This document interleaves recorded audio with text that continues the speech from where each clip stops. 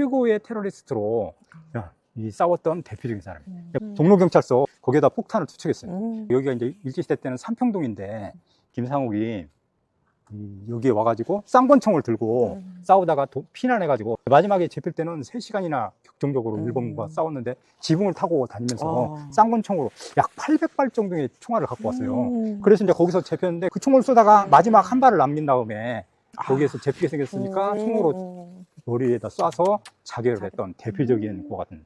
그래서 약 10일 동안 이렇게 이제 거기다 폭탄을 던진 다음에 체포를 못 했는데 삼판동 여기에서 여기 와가지고 여기에는 자기 매형이 있는데 그 매형네 집에서 숨어 있었는데 그게 걸리니까 일본 돌격대 조직해갖고 20 몇 명이 체포하려고 들어오는 순간 권총으로 쏴서 죽여요.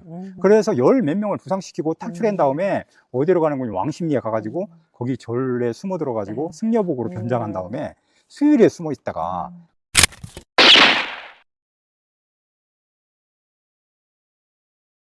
이제 대원정사의 고요를 뒤로하고 다시 세상의 길로 나섭니다. 별관과 본관, 그리고 신관으로 이어지는 길목마다 대원의 정신이 흐르고 있습니다. 우리가 무심히 지나쳤던 이 길은 누군가의 간절한 기원과 헌신으로 닦여진 길임을 가슴 깊이 새기며 다음 목적지로 발걸음을 옮깁니다. 소월길에서 후암동으로 내려가는 이 길은 시간을 거꾸로 거슬러 오르는 신비로운 통로와 같습니다. 일제강점기의 아픔과 해방 직후의 혼란, 그리고 전쟁의 폐허 속에서도 꿋꿋이 자리를 지켜온 두터운 바위, 같은 사람들의 삶이 켜켜이 쌓여있는 곳. 화려한 빌딩숲 뒤편에 숨겨진 서울의 속살을 마주하며 우리는 묵묵히 자리를 지켜온 평범한 사람들의 위대한 역사를 조용히 읽어 내려갑니다. 그들이 흘린 땀방울과 눈물이 섞인 이 골목길은 이제 우리에게 새로운 희망과 위로의 길로 다가오고 있습니다. 두터운 바위라는 뜻의 후암, 그 이름처럼 묵묵히 자리를 지켜온 마을의 역사가 시작됩니다. 후암동을 한국말로 하면 두터울 후, 두터바위, 두터울. 이제 이쪽으로 내려가셔야 돼요. 네, 와. 이제 이 길이 이제 그게 이게 전형적인 후암동 두터바위 그 해방촌의 길이에요. 아까 네. 남산의 품을 벗어나 다시 인간의 삶이 넘실대는 후암동길, 즉 두텁바위 길의 골목으로 깊숙이 들어갑니다. 이 가파른 계단은 누군가에게는 고단한 삶의 무게였고 누군가에게는 절박한 퇴로였습니다. 영화에서 그 열심히 사람들 오르막 뛰어다니는 그런 골목이 바로 여기입니다. 저는 정말로 후암동 그 골목 걷다가 정말 힘들었어요. 발끝에 전해지는 통증이 당시에 치열했던 시간을 말해주는 듯합니다. 이건 아무것도 아니에요. 이것보다 더 경사진 데가 많더라고요. 숨이 턱끝까지 차오르는 이 고개. 100년 전 김상옥 의사도 이 길을 달렸을까요? 화려한 경성 시내를 뒤로하고 그는 왜 이 척박한 산동네 내형의 집으로 숨어들어야만 했을까요? 굽이굽이 이어진 이 골목길은 일제의 감시를 피하기 위한 최고의 요새이자 세상에서 가장 고독한 싸움터였습니다. 우리는 지금 그가 흘린 땀방울 위에 서 있습니다. 야, 이런 길을 이렇게 이런 길이 다 있네요. 저기요. 진짜 발끝이 아픈. 차가 어떻게 올라오는지. 차 한 대 겨우 지날 법한 이 좁은 길을 마주하면 이곳이 얼마나 단단한 삶의 터전인지 새삼 깨닫게 됩니다. 세월이 흘러 아스팔트가 깔리고 차들이 오가지만 지형이 품은 역사는 변하지 않았습니다. 이 가파른 경사는 침략자들에게는 거대한 장벽이었고 우리 민중들에게는 꿋꿋이 버텨온 삶의 의지였습니다. 야, 운전 엄청 빡세겠다.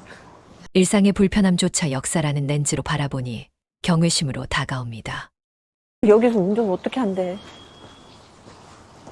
좁은 골목 사이로 스며드는 햇살이 마치 과거와 현재를 잇는 징검다리 같습니다. 우리는 지금 김상옥이라는 거대한 바위를 향해 한 걸음씩 다가가고 있습니다. 차 오네. 후암동 사람들의 투박하지만 진시한 삶, 그 속에는 억척스럽게 자식들을 키워낸 어머니들의 손때가 묻어 있습니다. 고단한 시절을 견디게 했던 그 힘은 무엇이었을까요? 도라지는 안 까셨죠? 도라지 깠죠. 진짜요? 어머, 이쪽 길인가 보다. 여기에요? 나 지금 김상옥 거기 그 찾아가는데요. 거기는 정말로 몇 번 가도 헷갈려요. 하도 골목에 있어서. 지도는 정답을 알려주지만 역사는 몸으로 부딪혀야 만날 수 있습니다. 몇 번을 와도 헷갈리는 이 미로 같은 길은 어쩌면 우리가 잊고 지냈던 독립운동가들의 고뇌를 닮아 있을지도 모릅니다. 지난번에 어디지? 거기 광릉? 거기 갔다가 친구분들 도라지 깐 얘기해가지고 저 깜짝 놀랐잖아요. 서로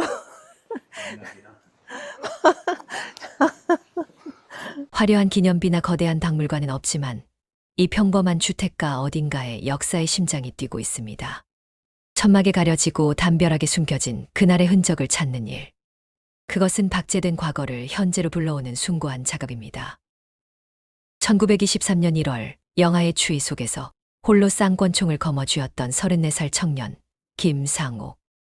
그의 뜨거웠던 숨소리가 이 골목 어딘가에 여전히 남아있을 것만 같습니다. 네, 저기 천막에 가려져가지고 이걸 못 찾아서 계속해서 헤맸는데 오랜 기다림 끝에 마침내 마주한 진실. 작은 표지판 하나에 담기엔 그의 역사적 무게가 너무나 무겁습니다. 이겁니다. 아유, 이거 찾기 힘들겠다. 이렇게 있으니 누가 알겠어요, 이거를. 진짜 찾기 힘들겠다. 이게 김상옥 그 의사의 예. 안내 한 표지판인데,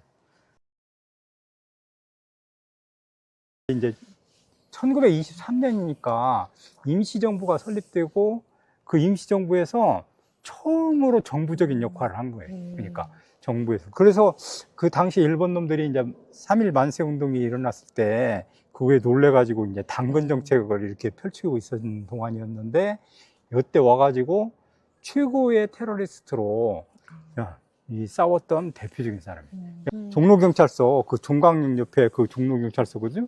거기에다 폭탄을 투척했어요. 여기가 딴 게 아니고 여기가 이제 일제시대 때는 삼평동인데 여기에 이제 자기 그 매형이 살았어요. 그래서 이제 이 김상옥이 여기에 와가지고 쌍권총을 들고 싸우다가 피난해가지고 마지막에 잡힐 때는 3시간이나 격정적으로 일본과 싸웠는데 지붕을 타고 다니면서 쌍권총으로 약 800발 정도의 총알을 갖고 왔어요. 그래서 이제 거기서 잡혔는데 그게 이제 그 효제동 거기 동승동 네네네네네네. 거기 공원에 거기가 이제 거기서 출생했어요. 거기서 출생해서 마지막에 잡힐 때도 거기에서 잡혔는데 그 총을 쏘다가 마지막 한 발을 남긴 다음에 거기에서 잡히게 생겼으니까 총으로 머리에다 쏴서 자결을 했던 대표적인 것 같은. 그래서 약 10일 동안 이렇게 이제 거기다 폭탄을 던진 다음에 체포를 못 했는데, 삼판동 여기에서 여기 와가지고 여기에는 자기 매형이 있는데 그 매형네 집에서 숨어 있었는데 그게 걸리니까 일본 돌격 때 도적해하고 20 몇 명이 최고의 유도를 잘하는 그 일본 놈 그게 와서 체포하려고 들어오는 순간 권총으로 쏴서 죽여요. 그래서 10 몇 명을 부상시키고 탈출한 다음에 어디로 가는 거냐, 왕십리에 가가지고 거기 절에 숨어 들어가지고 승려복으로 변장한 다음에 수유리에 숨어 있다가 다시 이제 효제동에 그 그러니까 이런 그 집에 갔는데 그게 이태성의 집인데 자기 집 옆집에 살았던 사람 집이에요. 그래서 거기에 사람이 숨겨져. 그러니까 아지트처럼. 그래가지고 거기에 숨어져 있다는 사실이 발견됐는데 거기에서부터 이제 총격전이 펼쳐져요. 일본 놈들이 1000명이 동원돼 갖고 겹겹이 포위를 해요. 그러니까 1000대 1의 싸움. 그것은 불가능을 희망으로 바꾼 기적이었습니다. 우리나라 테러리스트적인 그러니까 의거로서 이렇게 장기간 3시간 동안 총격전을 펼치고 장시간 동안 체포되지 않고 했던 대표적인 그런 항거의 투사는 바로 김상욱. 그러니까 근데 이 전적을 보니까 이게 17년에 그 자료를 살펴보니까 이 철물점을 형제끼리 했는데 직원이 50명에다가 현재 재산으로 치면 2억이나 갖고 있더라고요. 그러니까 엄청나게 그러니까 잘 그렇게 뭐 쪼들리거나 이러지 않은 사람이었는데 정말로 그와 같이 이제 그 나라를 위해서 이제 그 해야겠다 이래서 혁신 신보 이런 것도 발간하고 독립투쟁에 참여운동 할 때부터 거기에 관심을 갖고 이렇게 했던 대표적인 그런 의사예요. 그러니까 다른 사람들은 되게 돈 때문에도 이렇게 테러리스트가 되거나 이랬는데 그러지 않은 것 같아요. 그래서 그 김구의 정책에 이제 그러니까 정부가 처음으로 혁명정부가 생기면서 거기에서 실질적으로 독립운동의 그거를 이제 알렸던. 그러니까 이 사건이 단순하게 우리가 이제 얘기하면 이걸로 끝나는데 그 당시에 모든 한국 조선인들한테 심장을 고동치게 만드는 거는 김상욱. 그러니까 아직도 한국인들이 살아있구나. 그러니까 이런 감정을 갖게 만드는 대표적인 사람이죠. 그러니까 그래서 지금은 보면 뭐 이렇게 투사해서 싸우는 뭐 이런 것만 중점으로 다루는데 그게 아니고 많은 한국인들의 희망과 우리가 국가가 있고 언젠가는 독립을 쟁취해야 되고 이런 것들을 다 같이 각성하고 성찰하는 그런 계기가 됐던 대표적인 사건이에요. 그러니까 20년 때는 상당히 독립운동이 이제 그 줄어들고 해외에서는 이제 강력하게 펼쳐졌지만 내부에서는 그런 그 열기가 좀 식어갈 때 그때를 기해 가지고 이렇게 이제 투쟁했던 거예요. 그러니까 여기에서 이제 숨어서 20몇 명의 그 돌격조 태포조에 저항해 가지고 탈출한 다음에 싸웠던 대표적인 사람이에요. 마지막 한 발.